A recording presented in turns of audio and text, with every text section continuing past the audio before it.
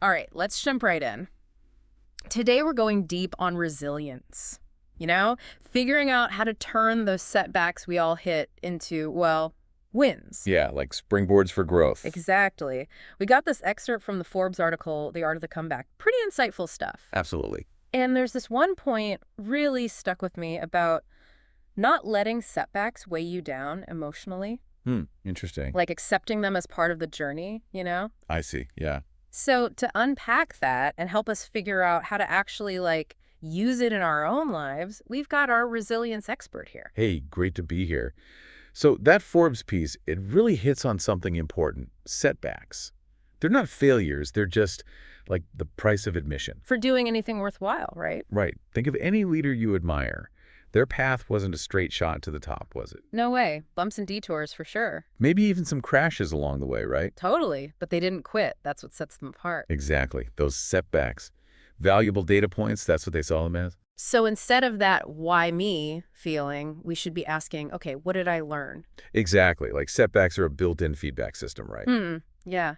And that's where I think the growth mindset comes in. Super powerful concept. It's not just thinking positive, it's believing you can actually develop your skills through work and learning. So you see setbacks as chances to improve, not roadblocks. Exactly. I bet most people would say they already have a growth mindset, but wouldn't they? Probably, yeah.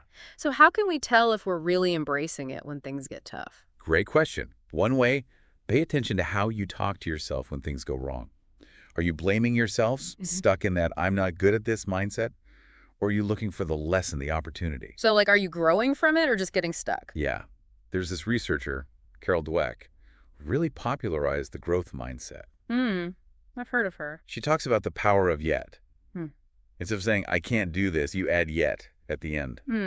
Subtle shift, but it opens up the possibility for growth. I like that power of yet. It reminds me of something else from the Forbes article about flexibility. They use this phrase, push, push, pause. Oh, that's so crucial, especially for leaders. Having a plan, that's important, sure, but clinging to it when things change. Can backfire. Big time. This push, push, pause approach, it lets you stay focused on your goals. While also being adaptable. Yeah, responsive to new challenges. So you're constantly checking in, asking, is this still the right path? Do we need to adjust? Exactly. Imagine launching a new product, suddenly a competitor comes out with something similar. Oh, tough situation. Do you stick to the original plan? Or pause? Reassess? Maybe even pivot? To differentiate yourself. Yeah. That ability to flex, adjust your approach without losing sight of the big picture. That's resilience in action. Absolutely. It's like, in nature documentaries, you see a plant growing around an obstacle to reach the sunlight. Determined but adaptable. Exactly. The Forbes article also talks about something else fascinating. Acknowledging limitations can actually make a leader stronger. That's counterintuitive, isn't it? Especially in leadership roles where we're expected to, project confidence. Yeah, have all the answers. It's true. There's this idea that vulnerability equals weakness. But what we're talking about here is different. It's the willingness to say, I don't have all the answers. I need help with this. It's about creating an environment where people feel safe to, speak up. Share their ideas. Even challenge your thinking. Exactly. And that fosters trust and collaboration, essential for navigating those setbacks. So much more powerful than trying to go it alone, pretending you've got it all figured out. Totally. And speaking of not having it all figured out, the article also talks about being open to, failure. That's where a lot of people get tripped up, I think. Especially high achievers, right? Striving for perfection, fearing mistakes. And that fear can be paralyzing. We become so risk-averse. Missing out on opportunities to, Innovate. Yeah. It's like that saying, if you're not failing, you're not trying hard enough. But how do we balance that? Accepting failure, but still wanting to excel. It's about shifting our focus from perfection to excellence. Perfection, that's an unattainable ideal. Excellence, that's about continuous improvement, learning from our mistakes, striving to be better. So instead of beating ourselves up when something goes wrong, we ask, what's the takeaway? How can I use this to improve next time? Exactly. Every experience, even the so-called failures, they're valuable data points. And that leads us to another big piece of resilience, right? Decision-making. Absolutely. Most of us can look back and see how certain decisions led to setbacks, I think. But how do we analyze those decisions in a way that's actually helpful? Not just dwelling on the past, right? Right. One approach, Use a simple framework. First, identify the setback clearly. Okay. Then reflect on the decisions that led to it. Ask yourself, what information did I have at the time? What were my assumptions? Any biases influencing my thinking? Powerful. By dissecting the decision-making process, you can start to identify patterns, blind spots. So you're getting curious about your own decisions, like holding up a mirror. Exactly. It's not about assigning blame or getting stuck in regret. It's about learning for the future. Yeah, gaining insights to help you make better decisions. Because let's be honest, we all have those moments where we think, if only I had known then what I know now. Oh, yeah. But the beauty of this process, we can learn from those experiences, make more informed choices going forward. This reminds me of another point from the article, the importance of our networks. Especially when we're facing setbacks, right? Yeah, sometimes we just need that outside perspective That sounding board. to help make sense of things. Having a strong network, colleagues, mentors, friends, family, it's invaluable for support, guidance, perspective when we're struggling. They can offer advice, share their own experiences, help us see things from a different angle. Like having a team of advisors in your corner, Yeah. cheering you on, helping you navigate those tough challenges. Makes me think of those elite athletes. They've got coaches, trainers, a whole support system. We can all benefit from that kind of support. Absolutely. But sometimes, even with all the support, it can be hard to stay patient when we're eager to see results. Patience. That virtue we all struggle with. In a world obsessed with instant gratification. Right. It can feel almost impossible to cultivate patience, especially when facing setbacks. It's true, but it is essential for overcoming setbacks and achieving, long-term success. Absolutely. Comebacks rarely happen overnight. No, they don't. It takes time to process what happened, learn from our mistakes, develop a plan for moving forward. I know it's tempting to rush the process, just fix things immediately and move on. But as we've been discussing, that can lead to more setbacks down the road. Yeah, rushing decisions without understanding the situation, considering all the options. It can backfire, and it can prevent us from learning those valuable lessons that setbacks offer. So how do we cultivate patience in this fast-paced world that's all about speed and efficiency? One strategy, shift our focus from the outcome to the process. Instead of fixating on that end goal and getting frustrated when we're not there yet, try finding joy in the small steps you're taking each day. It's about embracing the journey, not just the destination. Precisely. And recognizing that setbacks are an inevitable part of that journey. They're not failures. They're detours, opportunities to learn, grow, course correct. And sometimes those detours lead us to even more amazing places than we originally planned. I love that. It speaks to the transformative power of resilience. When we embrace setbacks as opportunities, we open ourselves up to possibilities. That we might have never imagined otherwise. Exactly. I think we often get so caught up in the fear of failure that we forget it can be our greatest teacher. That's so true. Failure can be a catalyst for growth and innovation if we have the right mindset. Now, building on this idea of shifting perspectives, let's talk about another strategy for turning setbacks into comebacks. Okay. Learning to detach from the emotional weight of those setbacks. This goes back to that idea we touched on earlier, right? Accepting setbacks is a natural part of the journey. Easier said than done, though. It is definitely a practice. It takes time and effort. One technique that can help, view setbacks through curiosity, not judgment. Instead of, why me? Or, what did I do wrong? Try asking, what can I learn from this? Or what is this trying to teach me? Turning it into a puzzle to be solved, not a personal attack. Exactly. That shift in perspective can be powerful because when you approach a setback with curiosity, you're more likely to see it as a growth opportunity, not a threat to your ego. Makes me think of what we talked about earlier, the power of yet. Instead of, I can't do this, it's I can't do this yet. Love that you brought that back. Simple but powerful. Now, building on detaching from that emotional weight, let's talk about another important strategy. Channeling those setbacks into fuel for future success. Okay, how do we do that? One powerful approach, view setbacks as feedback. Instead of failures, see them as valuable data points to inform your future decisions. Like information. Think about elite athletes. They analyze their performance, looking for areas to improve even when they win. They're always fine-tuning their approach. Exactly. And that's a mindset we can all adopt. Every setback, challenge, obstacle, it provides insights for us to grow. Like they're gifts in disguise, even if they don't feel like it at the time. That's a beautiful way to put it. Speaks to the power of resilience. When we embrace setbacks as opportunities, we open ourselves up to a world of possibilities. We become more adaptable, resourceful. More capable. This whole conversation has been so empowering. I'm already starting to see setbacks in a new light, feeling that shift in perspective. Me too. And it makes me think about another point the article made, celebrating our wins. Yes, Yeah? both big and small. It's so easy to get caught up in the challenges and forget to acknowledge our progress. Celebrating those wins, it's crucial for staying motivated and building resilience, like those little pats on the back along the way. And it doesn't have to be anything big, right? No, not at all. Sometimes it's just taking a moment to appreciate that feeling of accomplishment. Or sharing good news with someone who supports you. Exactly. Acknowledging and appreciating those moments of progress, it fuels our resilience and keeps us going. And speaking of things that keep us going, we can't forget about patience. Patience. That elusive virtue, always wishing we had more of it. In a world obsessed with instant gratification. Right. It's like, how do we even cultivate patience when facing setbacks? You're absolutely right, but it's truly essential for overcoming those setbacks and achieving long-term success. Remember, comebacks rarely happen overnight. Yeah, takes time. Time to process, learn, develop a thoughtful plan. It's tempting to just rush, fix everything immediately, but that can backfire, right? It can.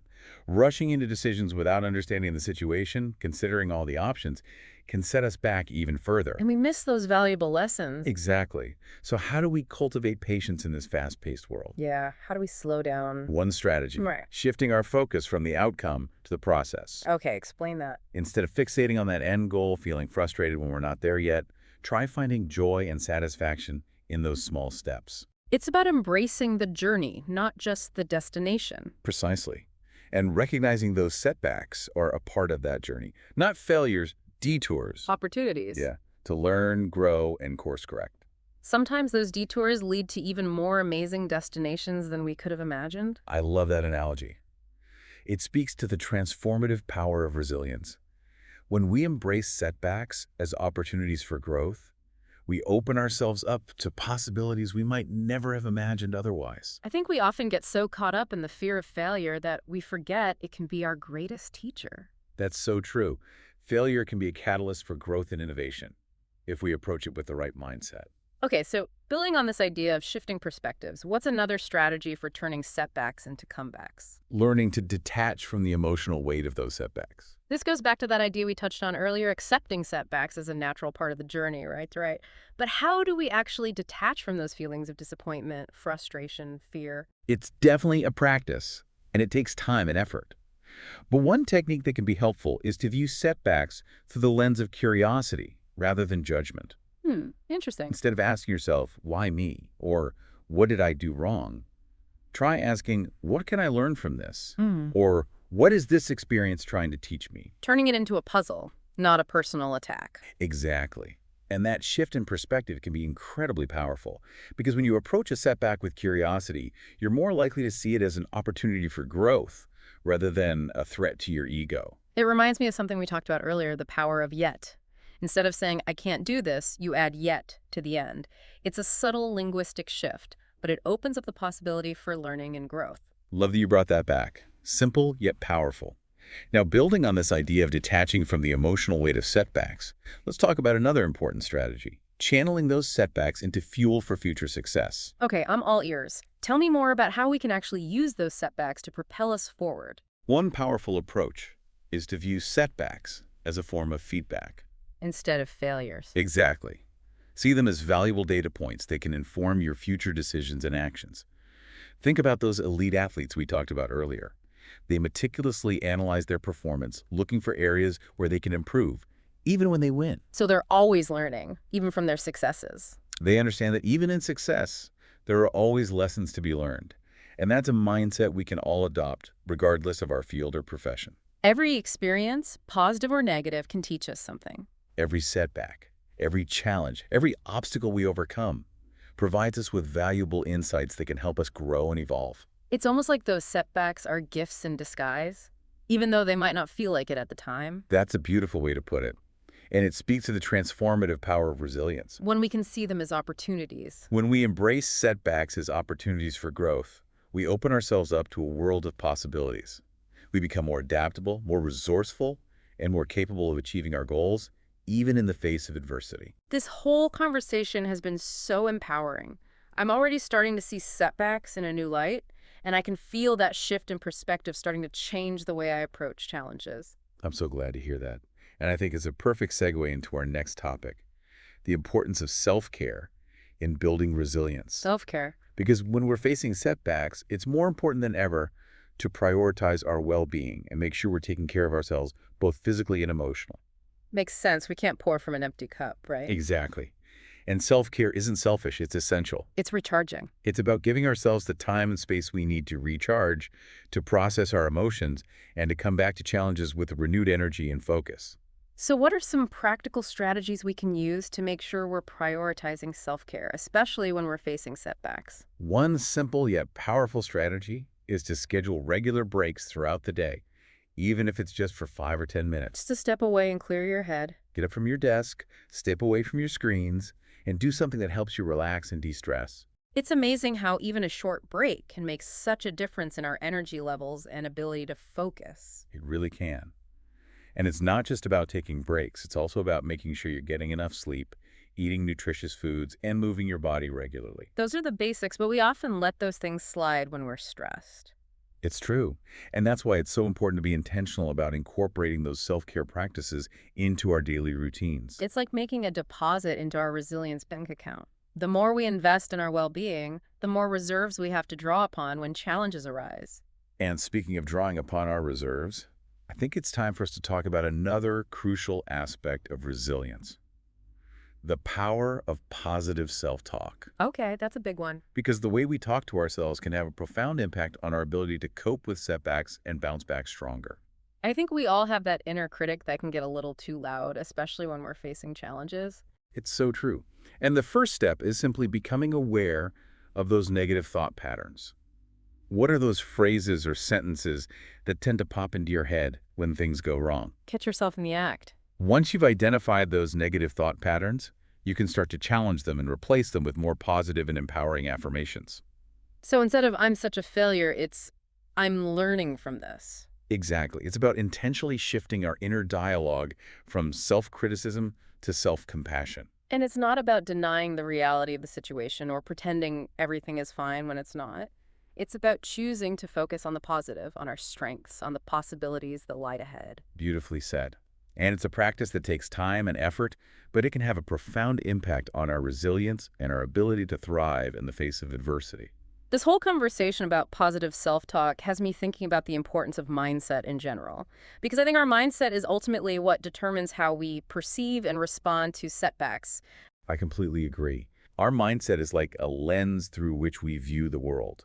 And if that lens is clouded with negativity, fear, and self-doubt, we're going to have a much harder time navigating challenges and bouncing back from setbacks. So how do we cultivate a more resilient mindset?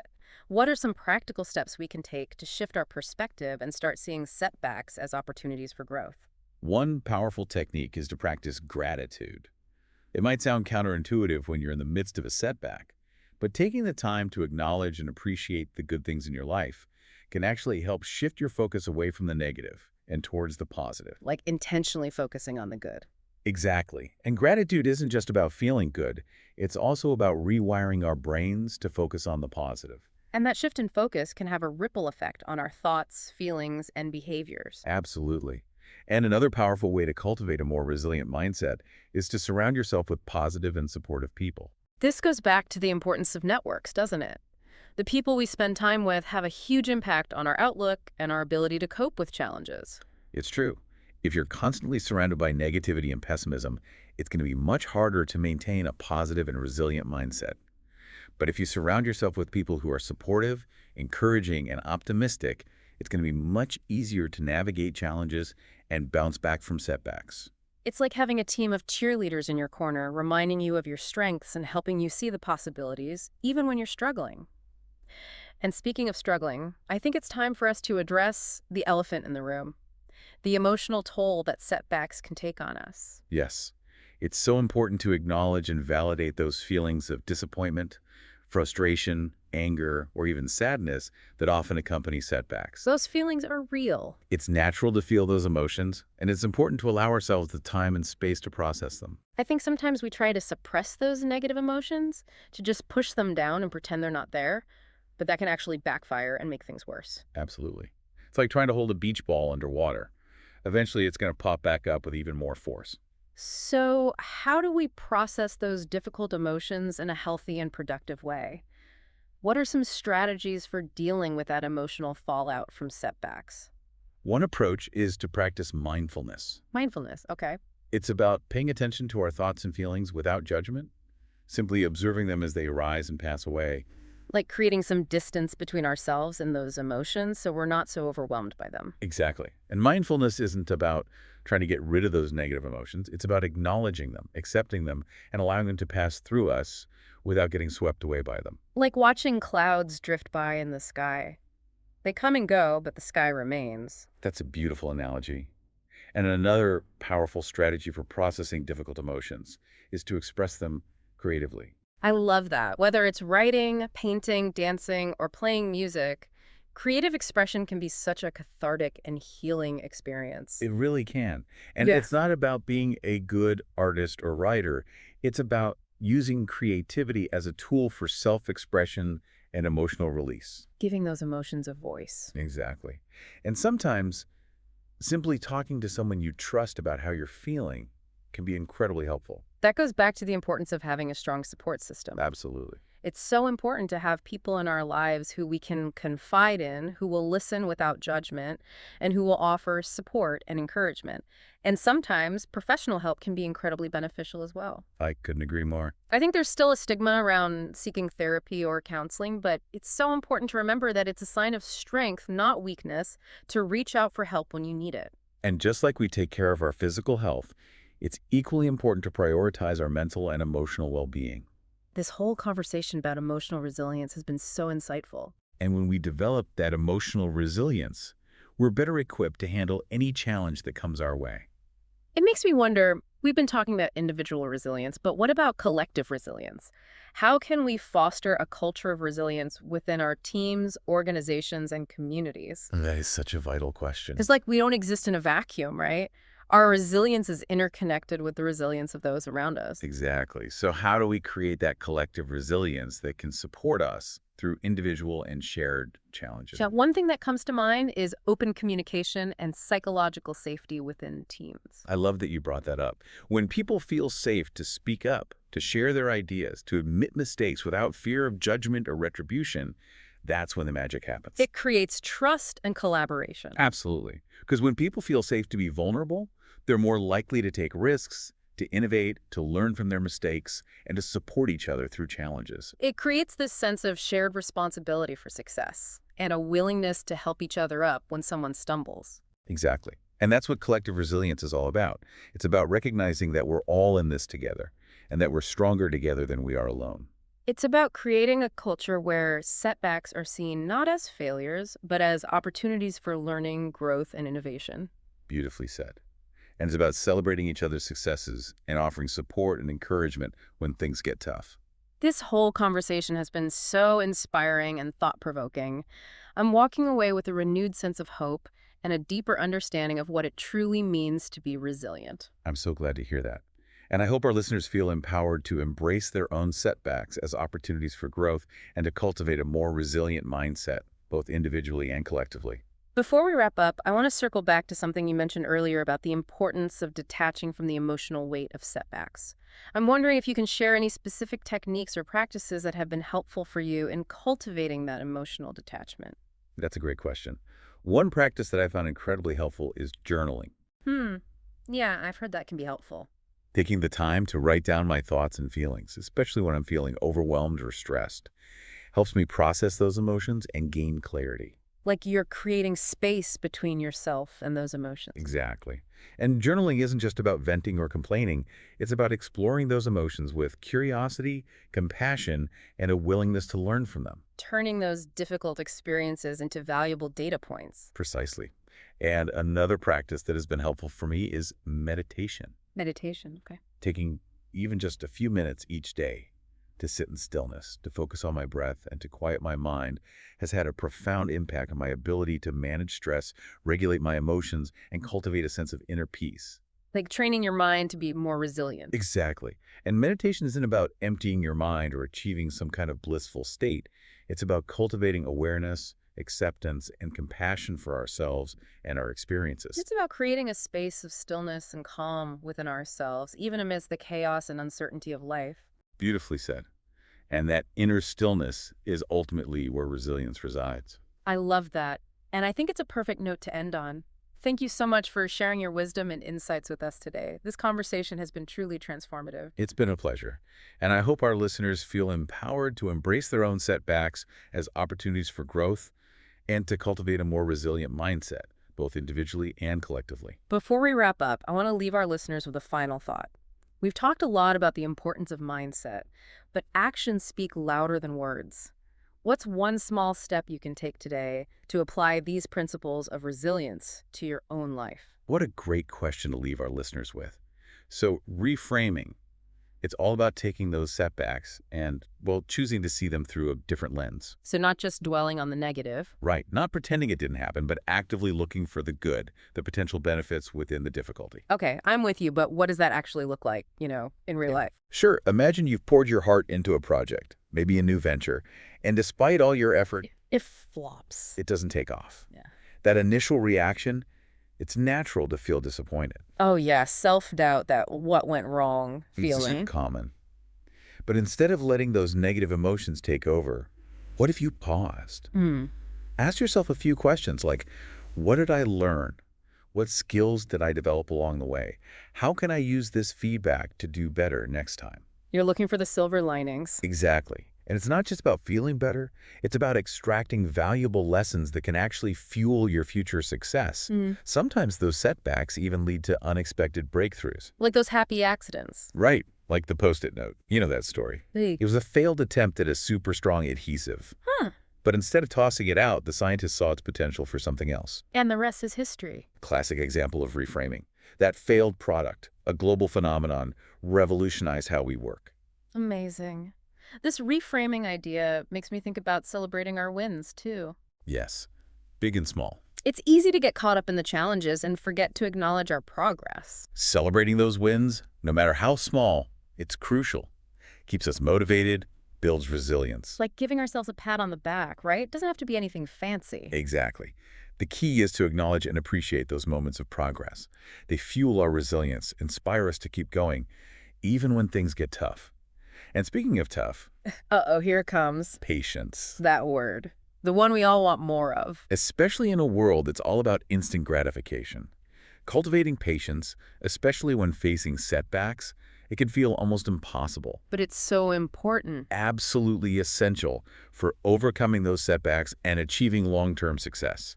Remember, comebacks, they rarely happen overnight. It takes time. Time to process, learn from mistakes, develop a thoughtful plan. It's so tempting to rush, want to fix things immediately, but we've seen how that can backfire. Rushing into decisions without fully understanding the situation, considering all the options, it can lead to more setbacks. And we miss out on those valuable lessons. So how do we cultivate patience in this fast-paced world? How do we slow down? That's the million-dollar question.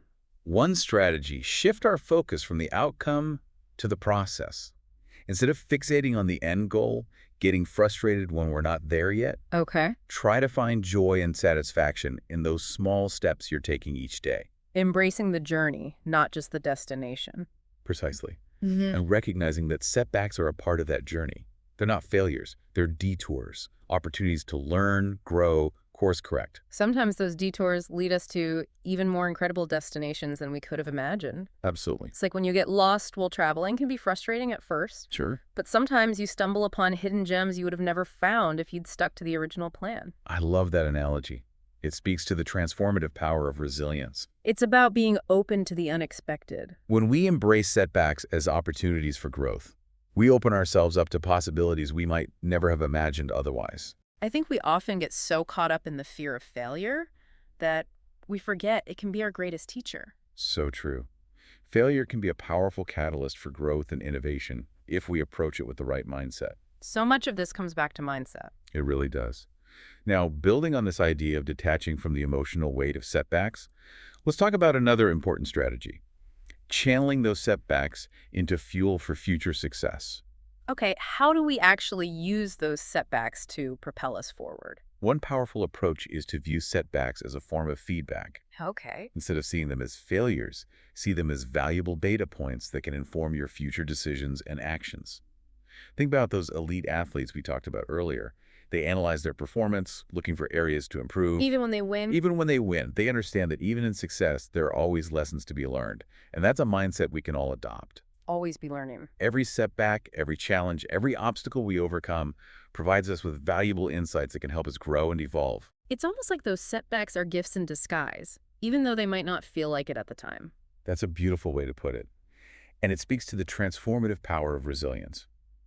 When we embrace setbacks as opportunities for growth, we open ourselves up to a world of possibilities. We become more adaptable, more resourceful, and more capable of achieving our goals, even in the face of adversity. This has been so eye-opening. I'm glad to hear that. And I think it's a perfect segue into our next topic, the importance of self-care in building resilience. Because when we're facing setbacks, it's more important than ever to prioritize our well-being, taking care of ourselves physically and emotionally. Yeah, you can't pour from an empty cup, right? Exactly. And self-care isn't selfish, it's essential. It's about giving ourselves the time and space we need to recharge, to process our emotions, and to come back to challenges with renewed energy and focus. So what are some practical self-care strategies, especially when we're in the thick of things? One simple yet powerful strategy is to schedule regular breaks throughout the day. Even if it's just a few minutes. Even 5 or 10 minutes. Get up from your desk, step away from your screens, do something to relax and de-stress. Sometimes that's all it takes. It's amazing how even a short break can make such a difference. And it's not just breaks, it's getting enough sleep, eating well, moving your body. The basics, but so important. We often let those slide when we're stressed. So be intentional about incorporating those self-care practices into your daily routine. Like making a deposit into our resilience bank account, right? The more we invest in our well-being, the more we have to draw upon when challenges hit. And speaking of drawing upon those reserves, I think it's time for us to talk about another crucial aspect of resilience: the power of positive self-talk. Oh, self-talk. That inner voice can be brutal. It can. The way we talk to ourselves, it has a profound impact on how we cope with setbacks and bounce back. Absolutely. We've all got that inner critic. The first step is becoming aware of those negative thought patterns. Those automatic thoughts that pop up. Once you identify them, you can start to challenge and replace them with more positive, empowering affirmations. So instead of I'm a failure, it's I'm learning from this experience. Exactly. Shifting from self-criticism to self-compassion. It's not about pretending everything is fine, but choosing to focus on the positive. Beautifully said. And it's a practice. It takes time and effort. It does, but so worth it. It can have a profound impact on our resilience and our ability to thrive in the face of adversity. This makes me think about mindset in general. Mindset is everything. It shapes how we see and respond to setbacks. Absolutely. Our mindset is like a lens through which we view the world. Mm-hmm. And if that lens is clouded with negativity, fear, and self-doubt, well, it makes things harder. So how do we cultivate a more resilient mindset? How do we shift our perspective and see setbacks as opportunities? One powerful technique is practicing gratitude. Gratitude, okay. It might sound counterintuitive during a setback, but taking time to appreciate the good things in your life can shift your focus away from the negative. Intentionally looking for the good, even when it's hard. Exactly. And gratitude isn't just about feeling good. It's about rewiring our brains to focus on the positive. Changing those neural pathways. Another powerful way to cultivate a more resilient mindset is to surround yourself with positive and supportive people. Our networks, again, the people we spend time with, they really influence us. If you're constantly surrounded by negativity, it's tough to stay positive and resilient. But if you surround yourself with supportive, encouraging, optimistic people, It lifts you up. it makes it much easier to navigate challenges and bounce back from setbacks. Like having a team of cheerleaders in your corner. Hmm. Speaking of which, we need to address the emotional toll setbacks take. It's so important to acknowledge those feelings of disappointment, frustration, even sadness. You're real. It's natural to feel them. Allow yourself the time and space to process those emotions. I think sometimes we try to just bury those feelings, pretend they're not there. But that can backfire. It's like trying to hold a beach ball underwater, It's going to pop up eventually. with even more force. So how do we process those difficult emotions in a healthy way? Yeah. What are some strategies? Yeah, how do we deal with that emotional fallout? One approach is practicing mindfulness. Mindfulness, okay. It's paying attention to our thoughts and feelings without judgment, just observing them as they come and go. Creating space between ourselves and our emotions. Exactly. Mindfulness isn't about getting rid of those negative emotions. It's about acknowledging them, accepting them, letting them pass without getting swept away. Like watching clouds drift by. They come and go, but the sky remains. Beautiful analogy. Mm. Another powerful strategy for processing difficult emotions is expressing them creatively. Oh, I love that. Whether it's writing, painting, dancing, music, creative expression can be so cathartic and healing. It gives those emotions an outlet. It's not about being a good artist or writer. It's about using creativity for self-expression and emotional release. Sometimes just talking to someone you trust can be helpful too. Absolutely. Having that strong support system is crucial. People who will listen without judgment, offer support and encouragement. And sometimes professional help can be beneficial as well. I think there's still a stigma around therapy, but it's a sign of strength to reach out for help. Just like taking care of our physical health, mental and emotional well-being are just as important. This conversation about emotional resilience has been so insightful. When we develop that emotional resilience, we're better equipped to handle any challenge that comes our way. It makes me wonder, we've focused on individual resilience, but what about collective resilience? How can we build that in our teams, organizations, communities? That is such an important question. We don't exist in a vacuum. Our resilience is connected to those around us. Like a web, if one strand is strong, it supports the whole structure. Exactly. So how do we create that collective resilience, the kind that supports us through individual and shared challenges? Well, one thing that comes to mind is open communication Yes. and psychological safety within teams and organizations. Love that you brought that up. When people feel safe to speak their minds, share ideas, admit mistakes without fear of judgment, It builds trust. it fosters trust and collaboration, Yeah. which are essential for building a resilient culture. Because when people feel safe to be vulnerable, they're more likely to take risks, innovate, learn from their mistakes, and support each other. Exactly. That sense of shared responsibility for success, that willingness to help each other up when someone stumbles, That's what it's all about. that's collective resilience. Mhm. We're all in this together, and we're stronger together. It's about creating a culture where setbacks are seen as opportunities, not failures. Beautifully said. Celebrating successes and offering support when things get tough. This has been such an inspiring conversation. It really has.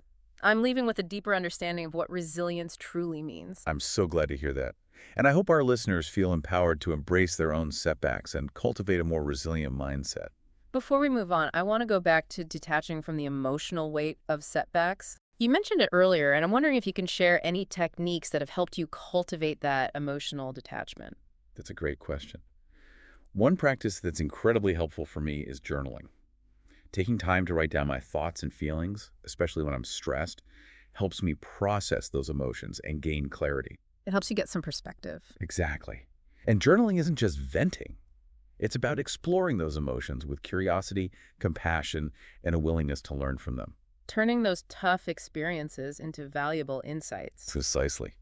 Another practice that has been helpful for me is meditation. Meditation, okay. Even just a few minutes each day to sit in stillness, focus on my breath, quiet my mind, it's had a profound impact on my ability to manage stress, regulate emotions, cultivate a sense of inner peace. Training your mind to be more resilient. Exactly. Medication isn't about emptying your mind. It's about cultivating awareness, acceptance, and compassion for ourselves and our experiences. Creating a space of stillness amidst the chaos. Beautifully said. Right. And that inner stillness is ultimately where resilience resides. I love that. And I think it's a perfect note to transition to our final part of this deep dive. So thinking back to our conversation about reframing, next time I hit a snag, I'm going to try that what can I learn approach. I love that. It's a great first step. And remember, it's a journey, not a destination. Speaking of journeys, we were just discussing collective resilience. It's clear having a good network helps when facing individual setbacks. Right? But how do we build that same resilience at a team or organizational level? Creating that culture of collective resilience, it starts with psychological safety. Okay, so people feel safe. When team members feel safe to take risks, voice their opinions, even admit mistakes, Mm. without fear of punishment. That's when real progress happens. Exactly. It's like those high-performing sports teams. You see them celebrating each other's successes, offering support when someone messes up. They have each other's back. There's that shared responsibility, trust. It elevates their performance. It's more than just being nice, though, right? It's about creating an environment where vulnerability is okay, where learning from mistakes is encouraged, not punished. Makes sense. If you're always worried about being judged, you're not going to take risks, try new things. And when people feel safe to experiment, to fail forward, that's when you get creative solutions, real learning, amazing results. So how do we actually create that kind of environment, that psychological safety? Sounds great, but practically speaking, It starts at the top with leadership. leaders set the tone. Leaders need to model those behaviors, admit their own mistakes, ask for help, create space for others to do the same. It's leading with vulnerability, Authenticity, a genuine desire to create that supportive environment. where people feel empowered to do their best. And it's not just talk, it's action. Celebrating effort and learning, not just outcomes. Giving constructive feedback focused on growth, not blame. Creating a culture where setbacks are seen as opportunities, not failures. Beautifully said. Recognizing that we all have strengths and weaknesses, and by working together, supporting each other, we can achieve so much more. This has been such a thought-provoking conversation, so much to think about, I'm glad you found it helpful. both personally and how I can, build a more resilient culture within my own team. I hope our listeners feel the same way. Before we wrap up, one final thought for everyone listening. We've talked about turning setbacks into comebacks. Right.